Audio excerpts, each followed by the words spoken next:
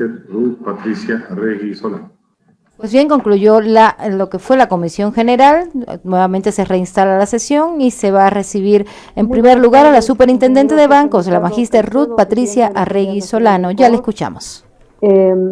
Señores y señoras asambleístas nacionales, buenas tardes, doctora Margarita Hernández, Superintendente de la Economía Popular y Solidaria, economista Fabián Carrillo, ministro subrogante. Efectivamente, esta comparecencia al Pleno para la Superintendencia de Bancos es una oportunidad más de poder revelar y relevar la tarea y el trabajo que se viene haciendo en términos de la pre-pandemia y en términos también de la aplicación de la ley orgánica de apoyo humanitario. Debo señalar que no es la primera vez que comparezco sí al Pleno en el sentido de dar informe sobre la aplicación de la ley. Sin embargo, nosotros cuando se cumplió el plazo, que esto es del 22 de septiembre, para que la Superintendencia de Bancos informara que la ley decía los 3 meses, efectivamente nosotros hicimos un informe a nivel de detalle sobre todas las actuaciones que ha tenido la Superintendencia de Bancos. También he tenido la oportunidad de asistir e informar en distintas comisiones sobre la aplicación de la ley de apoyo humanitario. En este momento, si me permite, señor secretario, y puedo hacer una presentación, me puede permitir compartir la pantalla para yo hacer una pequeña presentación y exhibir los números que efectivamente tenemos como Superintendencia de Bancos en cuanto a la aplicación de la ley. No me permite, no me habilita, si me facilita la habilitación, por favor.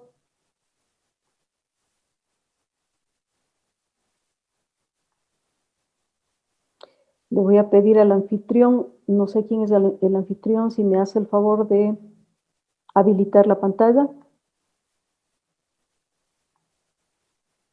Estamos escuchando a la Superintendente de Bancos, Ruth Arregui, en el marco de esta exposición. Ha solicitado que se le permita no compartir pantalla. Discúlpeme, pero no me permite proyectar.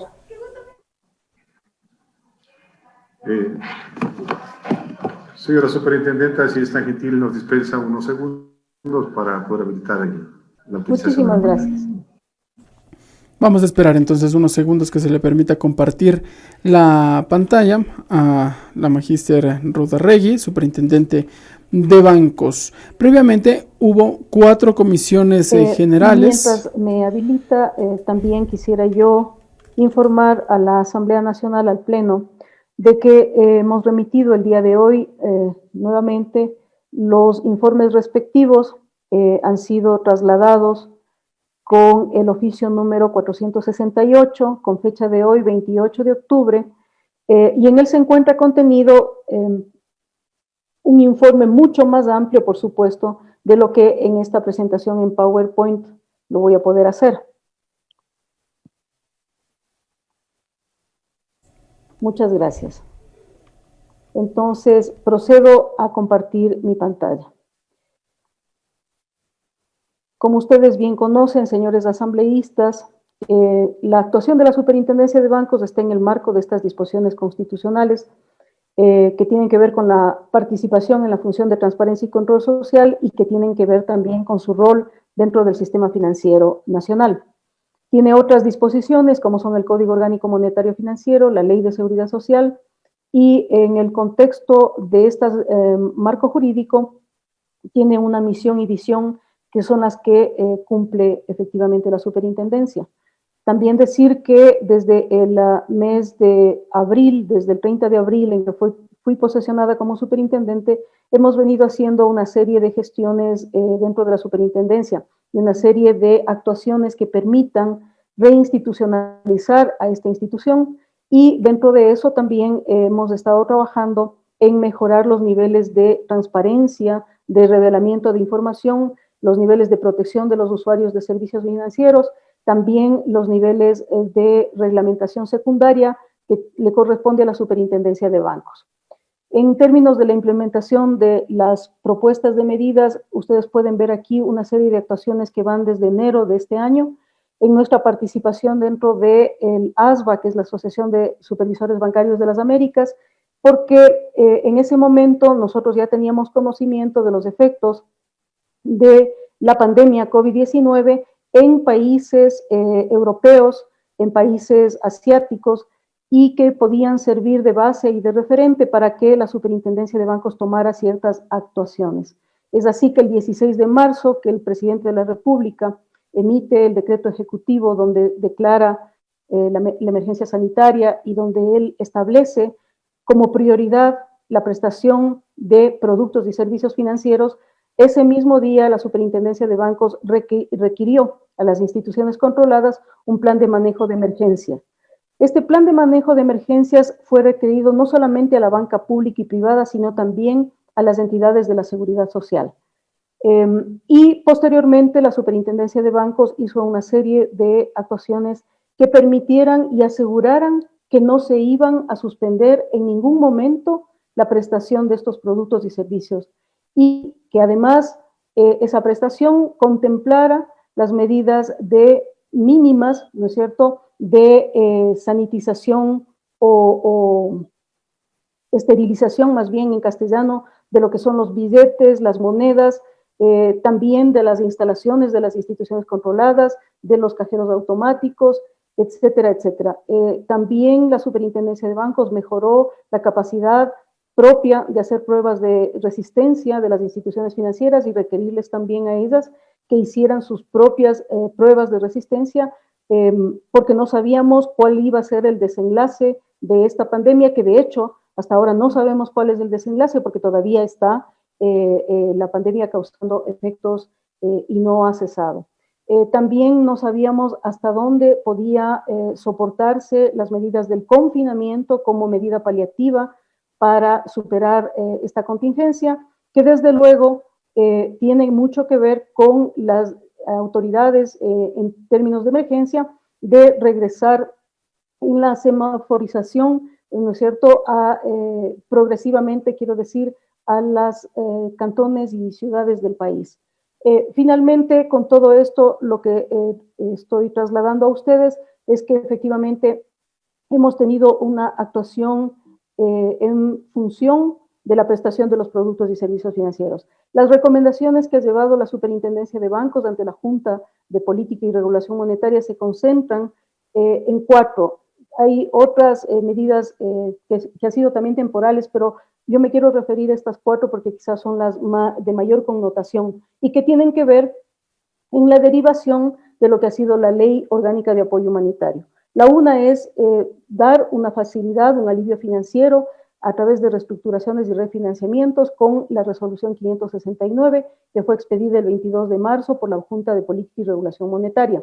Esa a su vez fue modificada en 2 oportunidades, con la 582 y la 588, precisamente para darle cabida a la temporalidad de regreso a las actividades productivas y económicas de manera regular.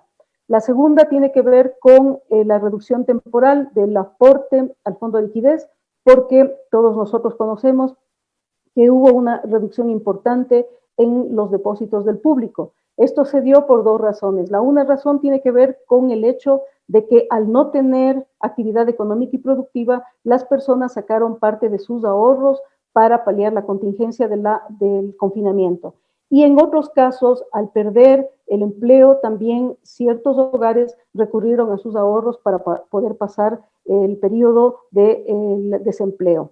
La siguiente medida tiene que ver con la racionalidad, digamos, de la segmentación de los créditos, buscando que eso permita darle mayor inclusión a las personas, a las MIPYMES, a las empresas, quiero decir, personas naturales y jurídicas, y que a través de esa mayor inclusión también lográramos eliminar las asimetrías de la segmentación y que eso favoreciera la competencia en las entidades financieras, particularmente en las entidades bancarias.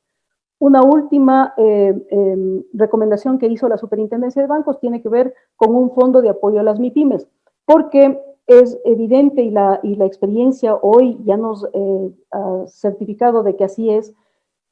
Frente al confinamiento, lo que se produce en general es una rotura de las cadenas de pago o un resquebrajamiento de las cadenas de pago, porque como no hay actividad, no hay cómo entonces honrar las deudas, no hay cómo pagarles a los empleados, no hay cómo pagar incluso la prestación de servicios públicos.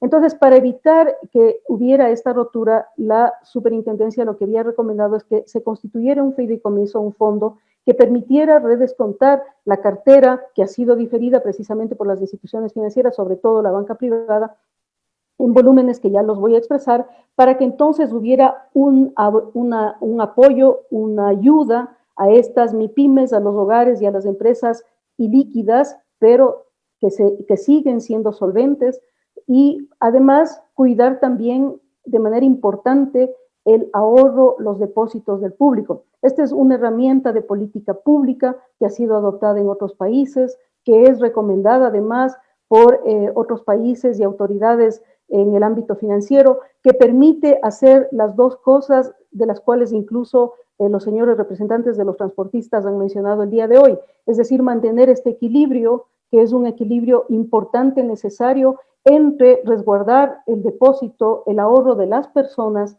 y también permitir una reestructuración de la cartera que está en este momento diferida. Esto, lógicamente, con recursos que tiene que facilitar el Estado a través, no sé si de una reprogramación de la cartera de los multilaterales de crédito, pero sí de manera importante dentro de una medida de política pública, que es como se hace, y lo han hecho de hecho en otros países, no solamente europeos, sino muy de la América Latina, lo han hecho en Colombia, lo han hecho en Perú, lo han hecho en Chile, y que creemos nosotros que puede perfectamente funcionar aquí en el Ecuador.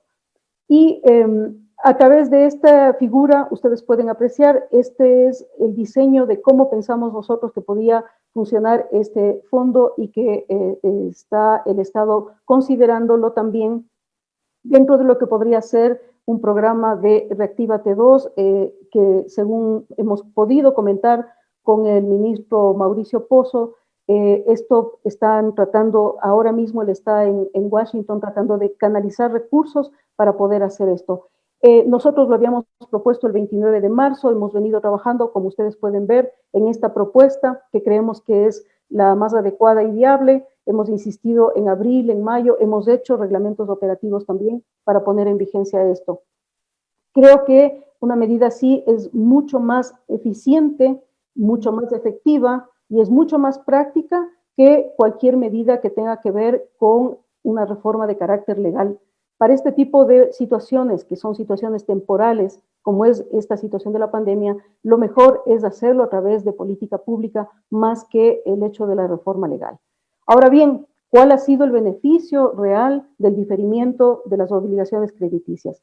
No nos olvidemos que un diferimiento es siempre en acuerdo de partes, no puede ser obligatorio de ninguna manera, porque necesita la aceptación de las partes, necesita la aceptación de los clientes y la aceptación también de las entidades bancarias, porque detrás de esas entidades bancarias, más que los bancos mismos, están los ahorros del público. Eso jamás nos tenemos que olvidar. Es el ahorro de las personas el que permite realmente que haya una dinámica y un motor dentro de la economía. Si no hay ahorro de las personas, no hay dinero para poder movilizarlo en préstamos, en cartera de créditos, no hay posibilidad de hacer eso.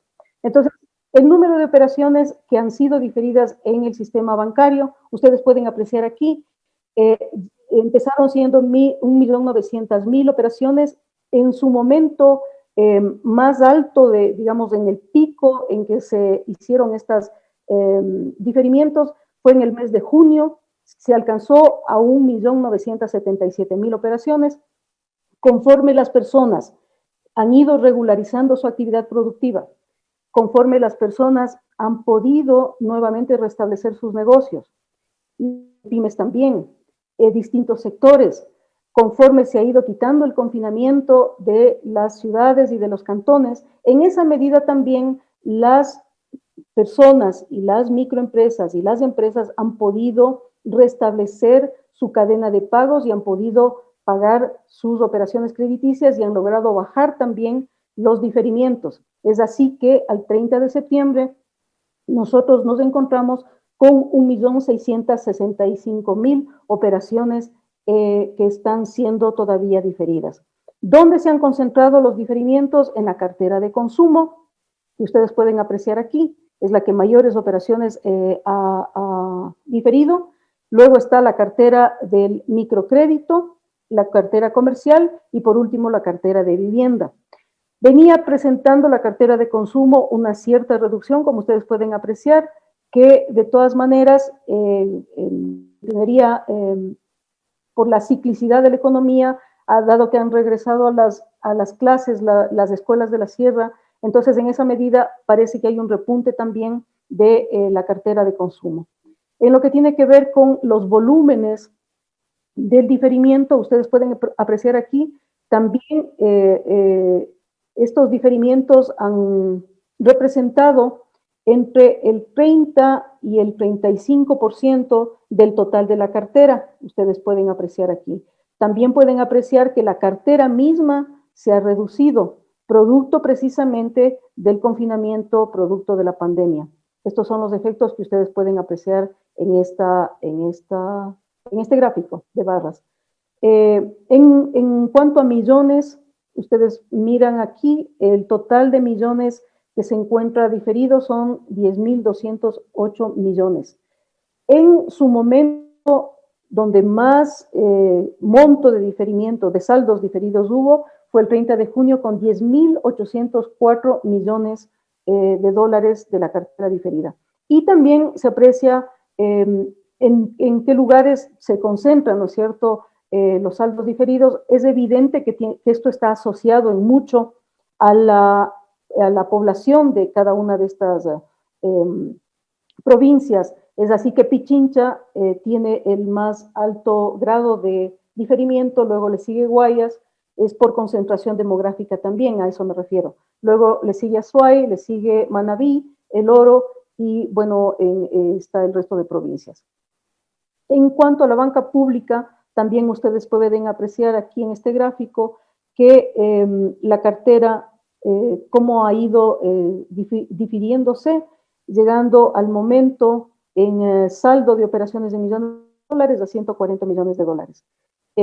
Y también pueden ustedes apreciar aquí en dónde se concentra, si es en este caso tenemos la concentración en lo que es la cartera comercial y también evidentemente la inversión pública, que son saldos que han diferido los GATS, los gobiernos autónomos descentralizados. Y aquí ustedes pueden ver mucho más claramente cómo es este diferimiento de la inversión pública. Tenemos el saldo de diferido y la cartera bruta.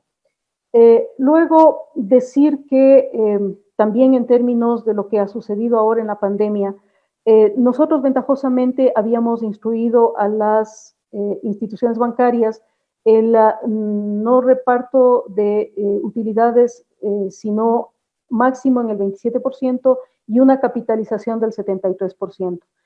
Nosotros no sabíamos que esta pandemia nos iba a afectar de esta manera, pero me refiero a la Superintendencia de Bancos. Nosotros sí estábamos en el empeño de que haya una capitalización para poder fortalecer, robustecer al sistema financiero en estándares internacionales y poder ir hacia un estándar que se denomina Basilea III, que requiere mayor robustez del capital de las instituciones controladas. Sin embargo, cuando se hace una capitalización, ustedes en este gráfico pueden apreciar que les sirve a las instituciones bancarias para mejorar los niveles de tecnología y ahora mucho más frente a la pandemia, ¿verdad?, para poder hacer operaciones de manera remota, para poder subir los niveles que permiten el otorgamiento de crédito, es decir, los indicadores, los índices, y también para tener capital de operación. Esto ha permitido en la práctica que los canales de distribución de productos y servicios se incrementen. Aquí tenemos una comparación de los últimos 5 años, y ustedes pueden mirar que de septiembre del 2019 al septiembre del 2020 se han incrementado los de atención entre 152.000 que tenían hacia septiembre de 2019 a 179.000, 180.000 puntos. Pero lo más importante de este gráfico, y ustedes pueden apreciar, es que los puntos que se han incrementado son precisamente aquellos que tienen que ver con el manejo remoto, con transacciones virtuales, con operar a través de los sitios web de las instituciones bancarias, operar a través de la telefonía celular, operar a través de los cajeros automáticos y finalmente operar también a través de los corresponsales no bancarios. Esos son los que más se han incrementado y para que este incremento se dé en mucho, tiene que ver con la reinversión de las utilidades de la banca. Y ustedes pueden ver aquí un comparativo precisamente de cuáles son las operaciones que más han crecido. Y es la banca, la transaccionalidad, quiero decir, y es la transaccionalidad por banca virtual la que ha crecido. 47%. En la banca móvil tenemos un casi 10% y claro que sí, por el confinamiento han decrecido todas aquellas operaciones que requieren de manera presencial y que por tanto no debían y no es recomendable que lo hagan, ¿no es cierto?, para precautelar la salud de las personas. Hemos recibido con esta convocatoria al Pleno de la Asamblea un documento en el cual el prosecretario general de la Asamblea nos hizo llegar un listado de 784 operaciones que habían sido realizadas por 586 socios de las cooperativas de transporte. De ese listado, nosotros hemos podido obtener la identificación de 534 socios. Hemos enviado a nuestros supervisores en hacer la supervisión in situ para que ellos nos puedan identificar, digamos, de este listado, quienes efectivamente tienen operaciones en los bancos privados. Y al hacer esta comparación entre el listado que a nosotros nos entregaron y esta muestra, encontramos que a septiembre del 2020, ustedes pueden mirar, hay un total del 51.38% de la cartera que ha sido diferida, es decir, que ha tenido un alivio financiero. Y esa cartera está concentrada básicamente en la provincia del Guayas, luego la provincia de Pichincha, está Loja, Manabí, Azuay, El Oro, Santa Elena, Imbabura y el resto de provincias. Es decir, sí ha sido beneficiada de esta medida de alivio. Y también en lo que tiene que ver con la banca pública, ustedes pueden apreciar que también al septiembre son alrededor del 68% de la cartera precisamente que nos habían dado a través de este oficio que sí ha sido beneficiaria de esta medida de alivio financiero. En lo que tiene que ver con el resto del sector, este es un evolutivo, es importante y hay que recalcar que la clasificación de la cartera sigue siendo una clasificación importante en la cartera tipo A, quiere decir la mejor clasificación. Y dentro de la muestra que nos entregaron, de los 464 socios, registran operaciones entre enero y septiembre. Entonces, este es el resumen de lo que nosotros hemos podido mirar. En lo que tiene que ver con el turismo, que también es uno de los temas que nos preguntaron, el turismo también se ha visto beneficiada de la medida de diferimiento en el 54.18%, ustedes pueden apreciar aquí. Y en septiembre, en la banca pública, que ha sido mucho más el monto del diferimiento, ustedes pueden encontrar que es el 74.13% que ha sido diferido. También quisiera yo comentar que las medidas de estas, tanto de resguardo de depósitos como de alivio financiero, que ya los he expresado anteriormente, están enmarcadas en la disposición 569 en principio y después en la ley de apoyo humanitario. ¿Qué significa eso? Que no degrada la calificación crediticia, que no implica costos de ninguna naturaleza adicionales, que no implica intereses por mora y que tampoco es permitido por el Código Civil del Ecuador, no es permitido el anatocismo. Por tanto, no se ha producido en lo que nosotros hemos podido a hacer la supervisión en campo, es decir, la supervisión dentro de las instituciones financieras, con una muestra significativa. Hemos podido evidenciar que no ha habido este cobro al que se refieren de intereses sobre intereses, que se conoce como anatocismo. También quiero comentar que las medidas que se han ido tomando en el Ecuador no han estado aisladas de las medidas que se toman en otros países, incluso dentro de la América Latina. En este cuadro comparado, ustedes ven que estamos tanto en lo que fue la reducción de requisitos de liquidez o de reservas, como lo que ha sido estas medidas de diferimiento de obligaciones crediticias, que son dos de las medidas importantes. Hay otras medidas, pero las hemos traído en materia de política monetaria. Hemos traído estas dos medidas. Ustedes pueden apreciar que el Ecuador está dentro del rango establecido para otros países. Entonces, hemos hecho unas medidas que están dentro del estándar internacional y las hemos adoptado en términos, bueno, esto no les voy a leer porque no les cansaría y además no es el objeto, pero ahí está la recomendación que ha dado el Fondo Monetario Internacional, las recomendaciones que han dado el Banco Mundial a los países en general y una evaluación de qué ha hecho el Ecuador. Y vemos que en las 9 recomendaciones que tienen que ver con la flexibilidad del marco de regulación, facilitar el apoyo público, las prácticas sólidas de gestión, la orientación de la clasificación y aprovisionamiento, todo esto, asegurar el funcionamiento de la industria, ¿no es cierto?, crítica en el mercado, todo esto en el Ecuador efectivamente hemos cumplido.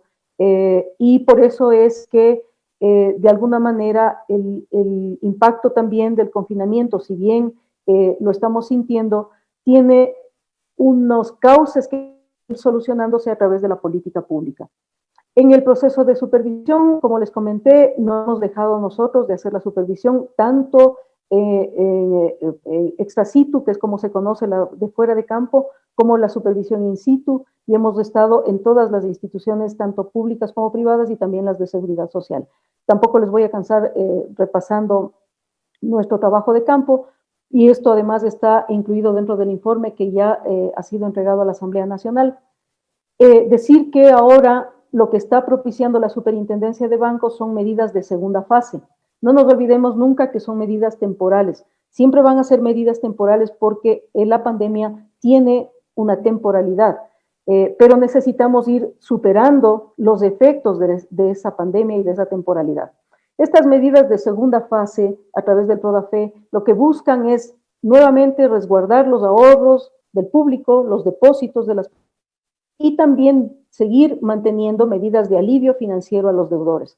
¿Por qué? Porque necesitamos que se vaya restableciendo progresivamente la cadena de pagos y entonces que el ciclo que es el ciclo virtuoso del flujo monetario, de los flujos monetarios, pues vayan también permitiendo al país el restablecimiento de las actividades económicas.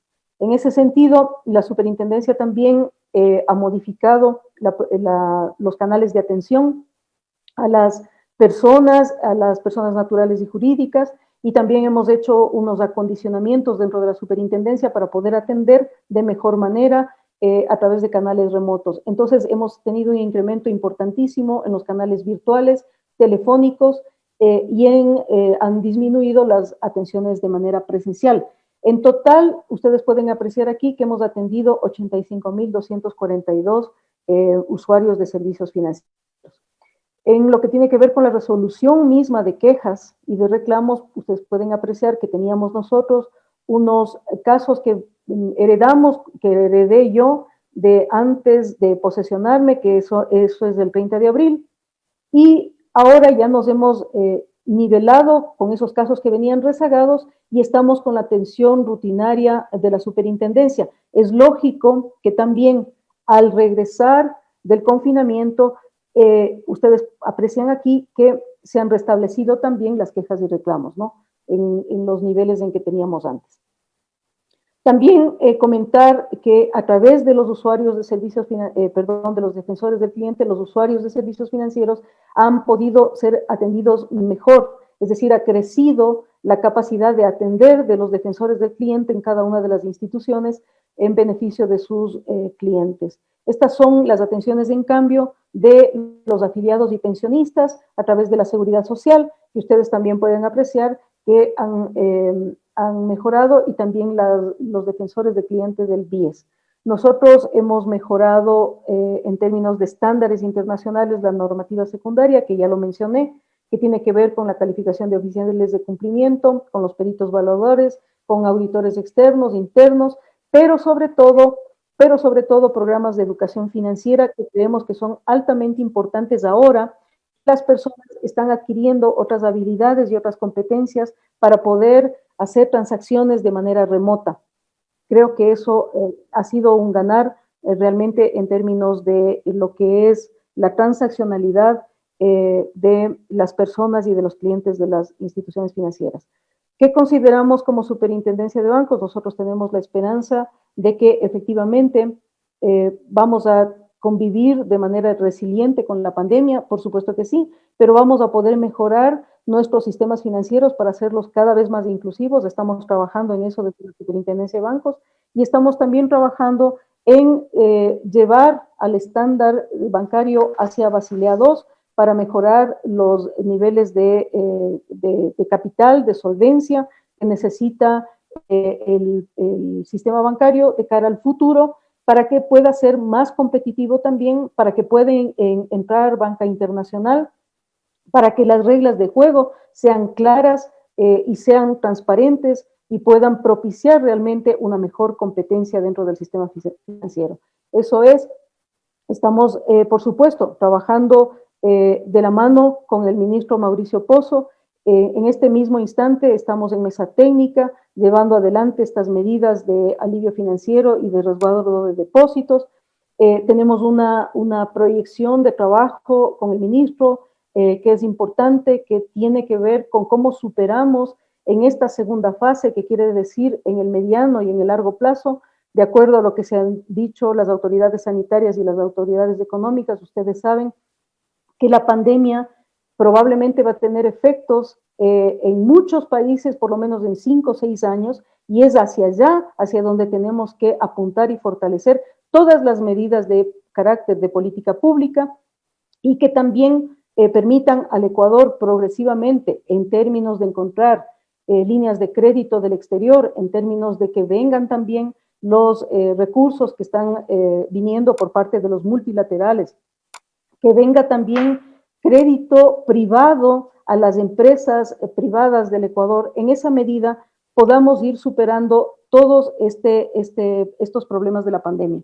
Desde la Superintendencia de Bancos, nuevamente yo, como siempre, estoy a las órdenes de ustedes, señores asambleístas, y estamos trabajando en beneficio realmente del restablecimiento de la productividad y de la economía en el Ecuador. Agradecemos los comentarios también de los señores que representan a los distintos sectores del transporte por su exposición de caso, porque eso nos permite a su vez a nosotros trabajar, mirar cuando hacemos la supervisión de campo, mirar estas denuncias que las hacen de manera pública y asegurar una mejor calidad de la atención a todos los clientes de la banca y en especial a los usuarios de productos y servicios, en términos de lo que es el ámbito de control de la Superintendencia de Bancos a la cual yo represento. Muchísimas gracias. Hemos escuchado ahí a la magíster Ruth Arregui, superintendente de bancos. En el marco de esta intervención señaló que este día miércoles ya se remitieron los informes sobre las acciones emprendidas por la Superintendencia de Bancos hasta la Asamblea Nacional. También informó que desde enero de este año se han entregado varias disposiciones en el marco de la pandemia del COVID-19, entre ellas la esterilización de los billetes, monedas, así como de los cajeros automáticos. Además, hicieron varios análisis de los soportes sobre las medidas de confinamiento. Recordó que también se recordó la creación de un fideicomiso con el fin de colaborar a las pequeñas y medianas empresas.